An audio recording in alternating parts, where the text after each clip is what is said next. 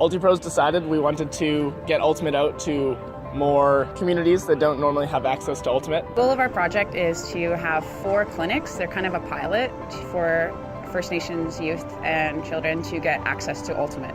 The goal is to make sure that it's a year-round sustainable program, including training coaches as well. If it's their first time touching the disc, great. If it's their 5th time, great as well. And we hope that after this little pilot project, we have an annual event where these kids can come back and meet kids that aren't even First Nations and connect communities that really wouldn't be connected together other than through a Frisbee. Basically, Ultimate prides itself in being inclusive and being equitable, and there is definitely a huge deficit of people from that community and from those cultures represented in our sport. The big goal for this project is to have it be sustainable year-round, every single year, and to train coaches from within their own community to be able to sustain it, not just in BC, but all over Canada. When we contacted Ultimate Canada and had access to the Art Hawkins Fund, it means that we can make these big ideas and dreams a reality. We found some grants from Art Hawkins and Ultimate Canada, and they donated a generous sum where we can actually rent fields for these clinics.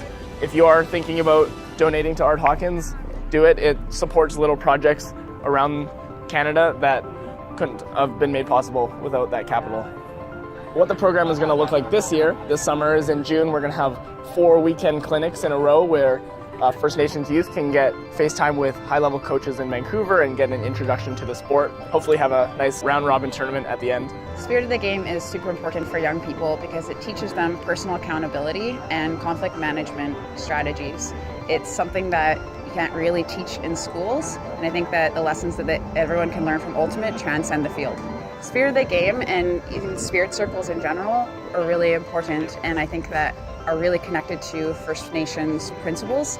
So the idea of having a circle, interconnectedness, and equity is found in both communities and both cultures. So I think it's just a natural fit.